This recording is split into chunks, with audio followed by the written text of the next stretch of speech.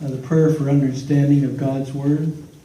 Living God, help us so to hear your Word, that we may truly understand. That understanding we may believe, and believing we may follow your way in all faithfulness, seeking your honor and glory in all that we do. Amen.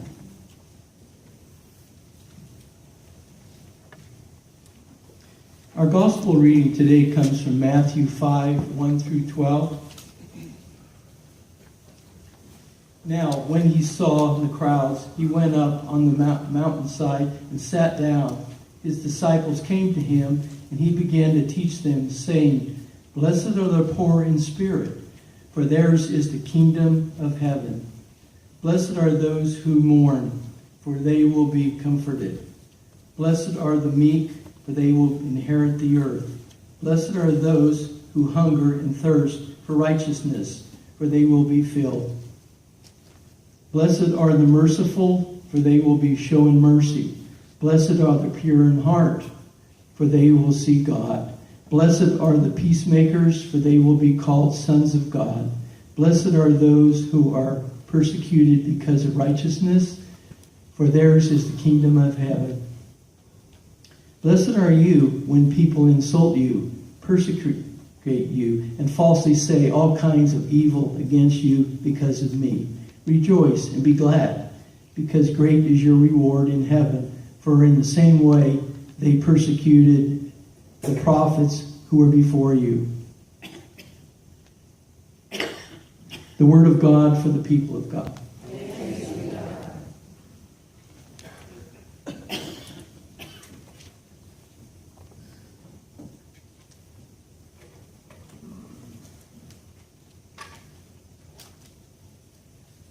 So there's a story about a little puppy who noticed whenever he was happy, his tail wagged. So we thought he had found the secret to happiness. One day he shared the secret of happiness with an older dog. He said, I have learned that the best thing for a dog is happiness, and that happiness is in my tail. So I'm going to chase my tail, and when I catch it, I shall have happiness. The old dog replied, I too believe that happiness is a marvelous thing for a dog, and that happiness is in my tail. But I have noticed that when I chase it, my tail keeps running away from me. But when I go about my business, it follows me wherever I go. Let us pray. Lord, may the words of my mouth and the meditations of our hearts be acceptable in your sight, O Lord, our strength and our Redeemer. Amen. Amen. So today we're beginning a series on the Sermon on the Mount, again in chapter 5 through 7 in the Gospel of Matthew.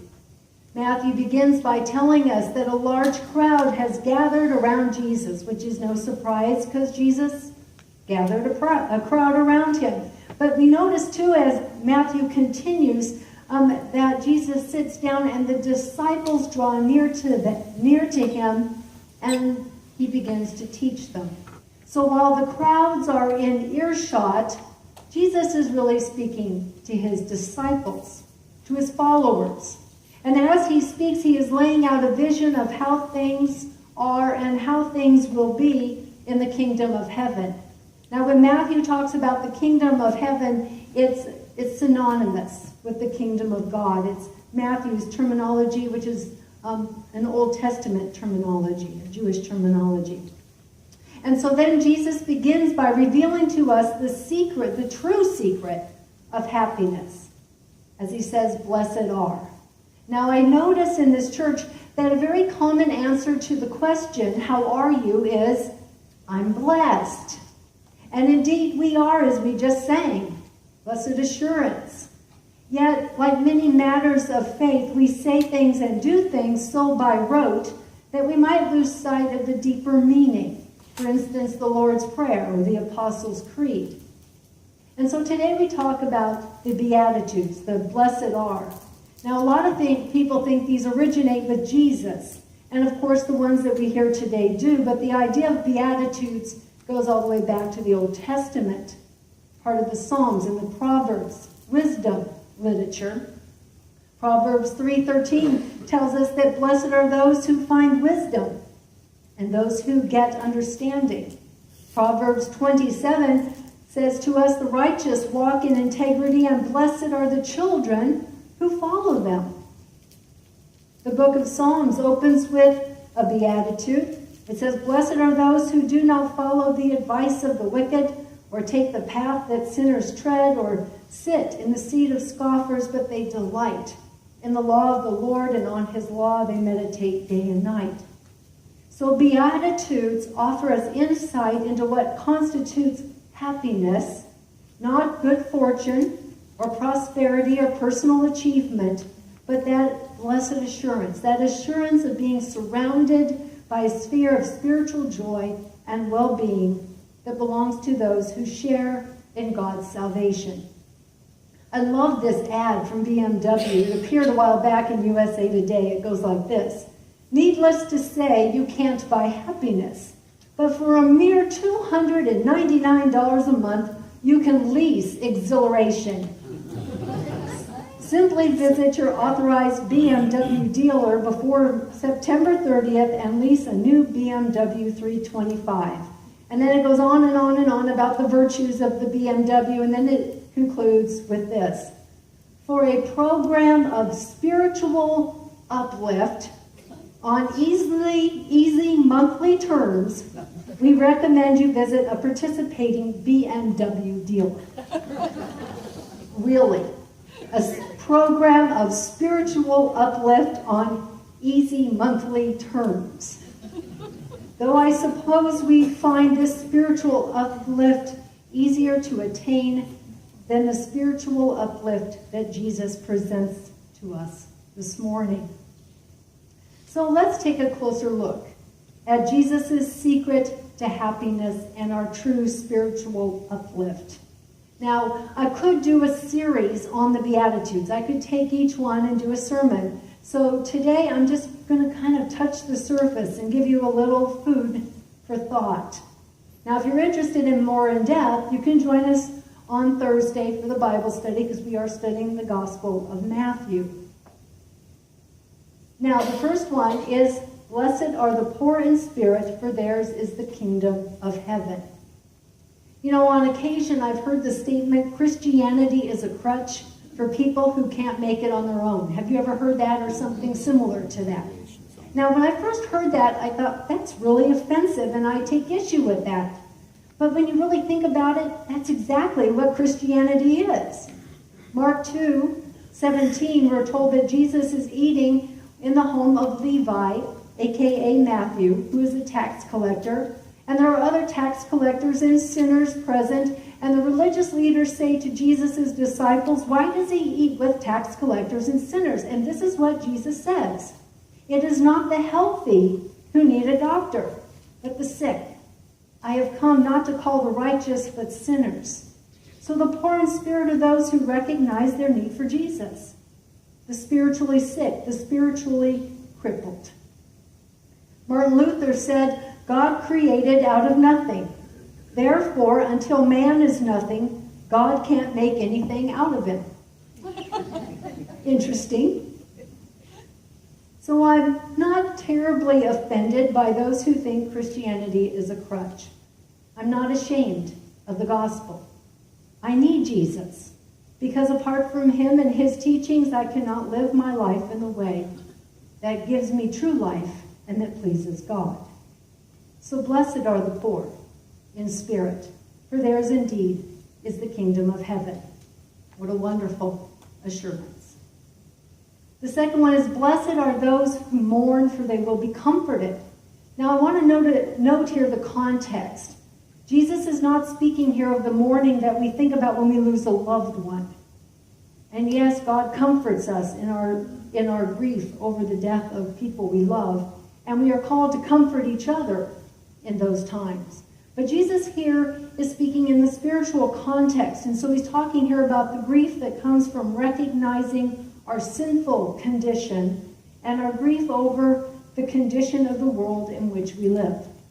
So I offer a couple of examples. Psalm 32, David is speaking. While I kept silence, my body wasted away through my groaning all day long. For day and night your hand was heavy upon me. My strength was dried up as the heat of summer. Then I acknowledged my sin to you, and I did not hide my iniquity. I said, I will confess my transgressions to the Lord, and you forgave the guilt of my sin. So we see here that David is mourning, grieving over his sin. It's weighing heavily upon him. He recognizes the toll it's taking upon him and his body, confesses it, and receives the comfort of God, forgiveness. Nehemiah, another example, but in a corporate manner. Nehemiah is in exile, and he is in the service of the king of the Medes-Persian Empire. And so as the book is opening, Nehemiah is visited by one of his brothers, Hanani, and other men from Judah. And Nehemiah inquires as to the condition of the Jews who had survived and who had escaped captivity. In other words, the Jews that had stayed in Israel and in Jerusalem. And Nehemiah also wants to know the condition of the city of Jerusalem. And they tell him, the survivors there in the province who escaped captivity are in great trouble and shame. The wall of Jerusalem is broken down and its gates have been destroyed by fire. And we're told that when Nehemiah heard this, he sat down and wept and mourned for days, fasting and praying before God. And then he goes to God in prayer and he says, O Lord God of heaven, the great and awesome God who keeps covenant and steadfast love with those who love him and keep his commandments, let your ear be attentive and your eyes open to hear the prayer of your servant that I now pray.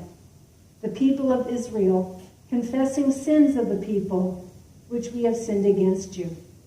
Both I and my family have sinned. We have offended you deeply, failing to keep commandments, the statutes and ordinances you commanded through Moses. So we see here Nehemiah's grief over the condition of the people of Israel and over Jerusalem, and it leads him into a time of confession. He wasn't even alive when they were deported into Babylon and later under the Medes-Persian, but he feels the need to confess for himself, for his people, and he seeks then God's help to get permission to go back to Jerusalem, and the king gives it to him. And of course, if you read the rest of the book of Nehemiah, it's all about Nehemiah working with the people to rebuild Jerusalem. Nehemiah is comforted in his mourning and his grieving. So time and time again in Scripture, grief and mourning over one's sin and over the sinful condition of the people, the nation, is met with the comfort of God. And so blessed are those who mourn, for they will be comforted. And then the third one says, blessed are the meek, for they shall inherit the earth. Now in our culture, meekness would be synonymous with weakness. But in Greek, meek is not weak. I worked on that one, guys. In the Greek, the term refers to an animal whose strength is brought under the control and use of its master. So the meek are those who humbly place their will and strength into the hands of God and into God's control. In God's kingdom, it is the meek who will inherit the earth. And remember that when God brings about full redemption, it's a new heaven and a new earth. And so those who have yielded themselves to God will be those who inherit. The next one is, blessed are those who hunger and thirst for righteousness, for they will be filled. And what is righteousness? Righteousness is being in a right relationship with God. And when we became Christians, we were clothed with the righteousness of Christ. We wear it as a garment. And then the Spirit of God comes and begins to work in us to bring righteousness to completion, to transform us into the likeness of Christ. The best way to describe this that I have found is to say that when I was born a human, as we all were, but I wasn't a fully mature human. I had to grow into that. It's the same with our spiritual life. We are born into a life of faith, given the righteousness of Christ, but then we have to grow into full righteousness because we still sin. The Spirit continues that work in us till the point of maturity and the fullness of Christ. but we have to hunger and thirst for it. We have to crave it and desire it. So how do you know if you're hungering and thirsting to be like Christ, to grow in your faith? Well, you know it when you recognize that you've sinned, you've done something wrong. So think for a moment. Have you ever felt bad after you yelled at your spouse or your children? Have you ever felt bad after you cursed at a driver that cut you off? Have you ever felt bad after gossiping or speaking poorly about someone? Or have you ever felt bad about refusing to help someone in need? It's that still small voice that tugs at us. That moment of guilt or regret is the Spirit working in us that drives us. And the more we yield our lives to Christ and his teachings, the less we will sin. And then ultimately, when Christ returns, sin will be no more. So blessed are those who hunger and thirst for righteousness, because God will honor that and will fill us with righteousness. Now, at this juncture, this might sound all like salvation by works. We do these things, we receive these things. But remember, the blessings of God, all of them, are freely given to us. But we have to recognize our need for them, confess our sin, yield our lives to God's control, and also allow ourselves to be matured. I recognize it as a conduit. If you have a faucet in your home, what do you have to do for the water to come out? You got to turn it on. Well, the water's there, but unless you turn on the valve, you're not going to get any water. It's the same thing with God's blessings. They're all there. We just have to open the conduit. And so this is kind of what Jesus is teaching us. The fifth beatitude, blessed are the merciful, for they will be shown mercy. We're going to start to see some ways in which we live our lives outward. Now, grace and mercy are two different things. Grace is receiving what you do not deserve. And mercy is not getting what you do deserve. So when someone wrongs us, sometimes our first response is to lash out or to get even, because that's what they deserve. But the merciful response is to pray God's favor upon them, to forgive, to treat with kindness. Blessed are the merciful, for they will be shown mercy. Now it may sound again like we have to do mercy to get mercy. But God's mercy is fully free to us. We don't earn mercy. But one day we will meet God face to face. And God will be looking to see if his Spirit took effect in our lives and that we bore fruit of salvation. Do our lives reflect what we believe? Showing mercy is a reflection of the mercy we've already been given. And interestingly, the more we show mercy, the more we recognize the mercy that we have. The conduit of grace. The sixth beatitude, blessed are the pure in heart, for they will see God. Now, both the Old and New Testaments talk about the heart as the reference to our inner being. The condition of our heart controls our thoughts, actions, words, and disposition. We can look all good on the outside, but be all messed up on the inside.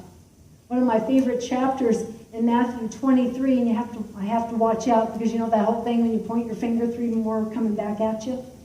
So here's what Jesus has to say to the self-righteous. Woe to you, scribes and Pharisees, hypocrites, for you clean the outside of the cup and of the plate, but inside they are full of greed and self-indulgence. You blind Pharisee, first clean the inside of the cup, so that the outside may also become clean. And then he continues, woe to you, scribes and Pharisees, hypocrites, for you are like whitewashed tombs, which on the outside look beautiful, but inside they are full of the bones of the dead and all kinds of filth. So you also on the outside look righteous to others, but on the inside you are full of hypocrisy and lawlessness. It's heavy. But what Jesus is saying to us here is that the greatest concern of God is our inner being. Not what we look like on the outside, but the condition of our heart. Psalm 51, David says, the sacrifice pleasing to God is a broken spirit. O God, you will not despise a broken and humble heart. And of course, the great commandment tells us to love God with all of our heart, So blessed are the pure in heart, for they will see God. So desiring to see God, this is one of my favorite breath prayers. Create in me a clean heart, O God, and renew a right spirit within me. 2 more to go. The 7th beatitude. Blessed are the peacemakers, for they shall be called sons and daughters of God. God is a God of peace, so those who are children of God are also peacemakers.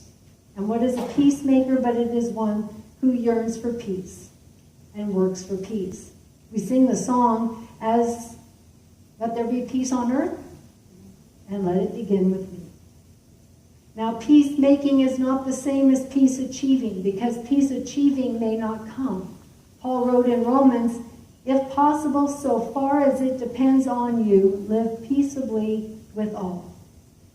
So when there is a fracture in relationship, the calling is upon us to forgive, to greet, to pray, to show kindness, to do what we can, to heal a broken relationship, to not allow that broken relationship to be our fault, as it were, but to work for peace, but acknowledge there are times where peace may not come.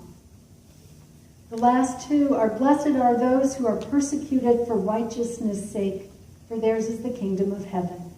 And blessed are you when people revile you and persecute you and utter all kinds of evil against you falsely on my account. Rejoice and be glad. You know, there are many Christians around the world who are being persecuted today for their faith, and we should be praying for them.